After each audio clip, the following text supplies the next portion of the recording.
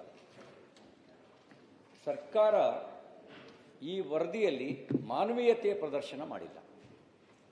3 ಜನರ ಹತ್ಯೆ ಆಗಿದೆ,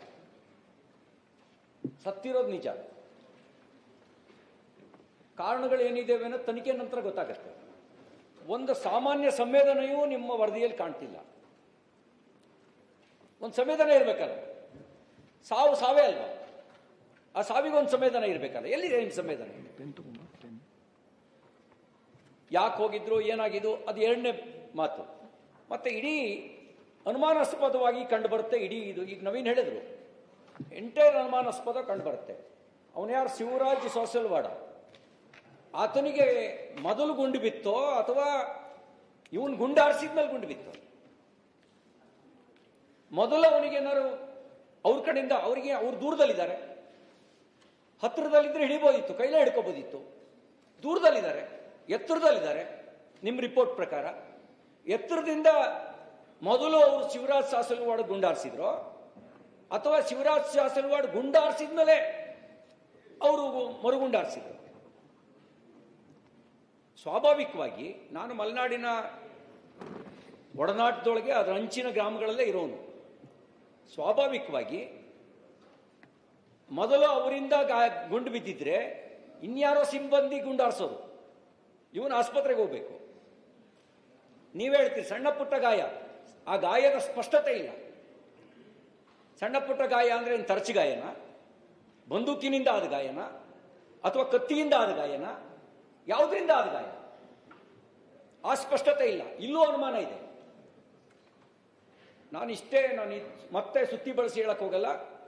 ನೀವು ಮ್ಯಾಜಿಸ್ಟ್ರೇಟ್ ತನಿಖೆ ಬದಲಿಗೆ ನ್ಯಾಯಾಂಗ ತನಿಖೆ ಮಾಡಿಸಿ. ಹಾಲಿ ಹೈಕೋರ್ಟ್ ನ್ಯಾಯಾಧೀಶರ ನೇತೃತ್ವದ ನ್ಯಾಯಾಂಗ ತನಿಖೆ ಮಾಡಿಸಿ. ಇಮ್ಮಿಡಿಯೇಟ್ ಇವತ್ತು BNS 103, 104 ಮೊಕದ್ದಮೆ ದಾಖಲು ಮಾಡಿ. 2013-14 ಕೊಪ್ಪದ ತನಿಕೋಡ್ ಬಳಿ ಫಾರೆಸ್ಟ್ ಚೆಕ್ ಪೋಸ್ಟ್ ಹತ್ರ ಒಂದು ಎನ್ಕೌಂಟರ್ ಆಗುತ್ತೆ. ನೀವು ತಕ್ಷಣ 302 ಅವತ್ತು IPC 302 ಬುಕ್ ಮಾಡಿದ್ರಿ. ಅಲ್ಲಿ ಒಂದು ನಿಮಿಷ ಸಚಿವರು ನಿದ್ದೆ ಮಾಡಿದ್ರು ಓಕೆ, ಗೊರ ಕೊಡಿಸಿದ್ದಾರೆ ಸಚಿವರು. ನಿದ್ದೆ ಓಕೆ, ಗೊರಕ್ಕೆ ಇಲ್ಲಿ ತನಕ ಕೇಳ್ತಾ ಉಂಟು. ಅಲ್ಲ ಏನೋ ಚಿಂತನೆ ಮಾಡ್ತಾರೆ, ನಿದ್ದೆ ಮಾಡ್ತಾ ಇಲ್ಲ, ಯೋಚನೆ ಎಲ್ಲ ಕಣ್ಣು ಮುಚ್ಕೊಂಡು ಯೋಚನೆ ಮಾಡ್ತಾರೆ. ವಿಷಯ ಚರ್ಚೆ ಆಗ್ತಾ ಉಂಟು. ಇಲ್ಲ ಹಂಗೆಲ್ಲ ಯಾವತ್ತೂ ನಿದ್ದೆ ಮಾಡಲ್ಲ ಜಮೀರ್ ಅವರು. ಈಗ ಚಿಂತನೆ ಮಾಡ್ತಾರೆ, ಯೋಚನೆ ಮಾಡೋರು ಇಲ್ಲಿ ಬಂದ ಅವ್ರಿಗೆ ಚಿಂತನೆ ಮಾಡ್ತಾರೆ, ಯೋಚನೆ ಮಾಡ್ತಾರೆ.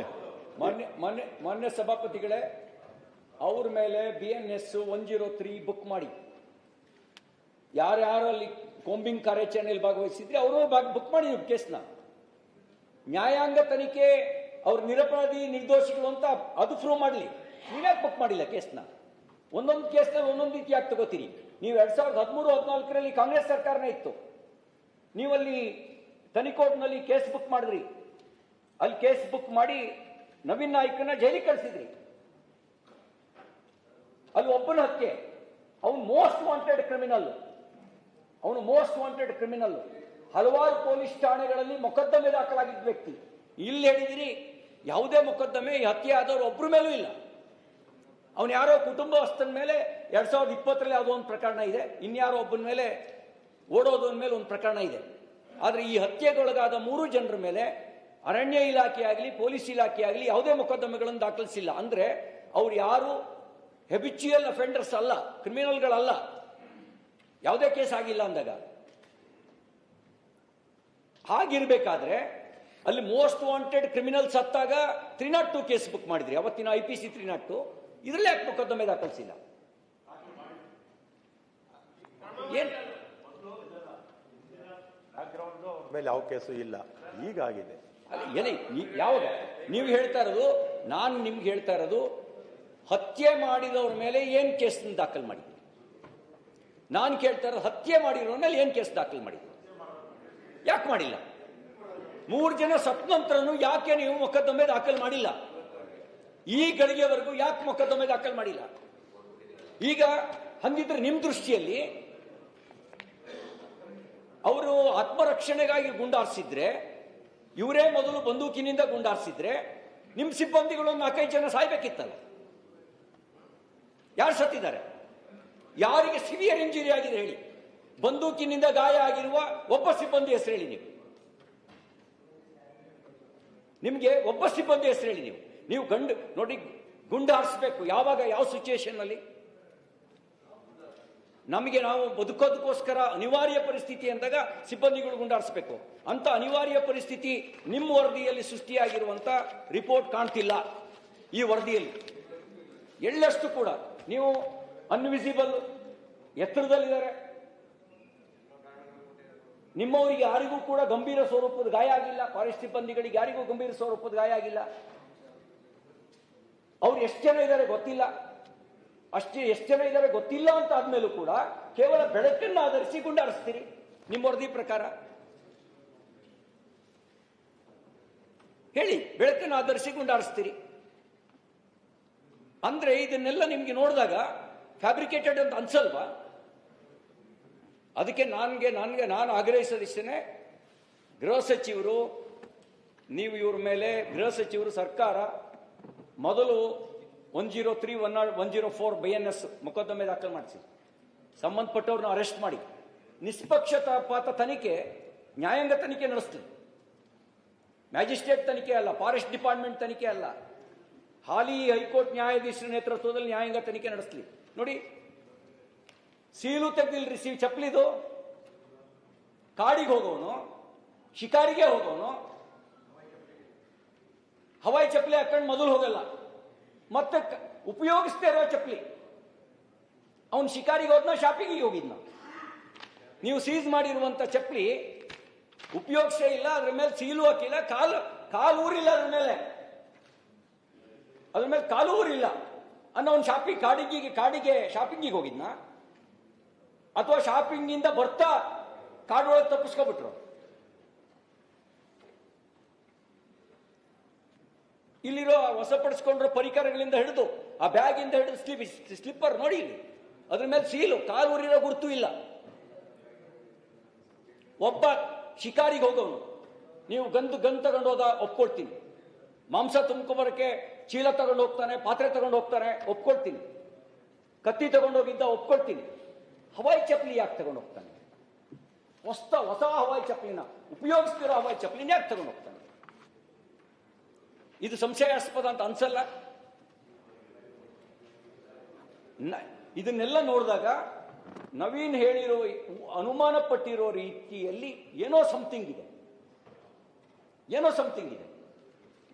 ನಮ್ಮಲ್ಲಿ 2 ವೈಲ್ಡ್ ಲೈಫ್ ಸೆಂಚುರಿ ಬರುತ್ತೆ.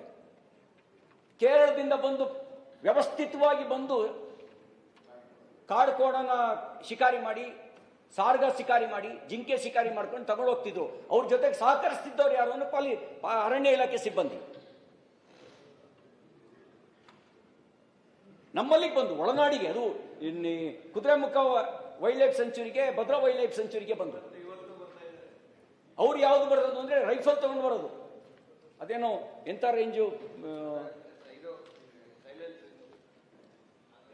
ಅದೇನೋ ಗೊತ್ತಿಲ್ಲ ಹೆಸರು, 8mm, ಅದು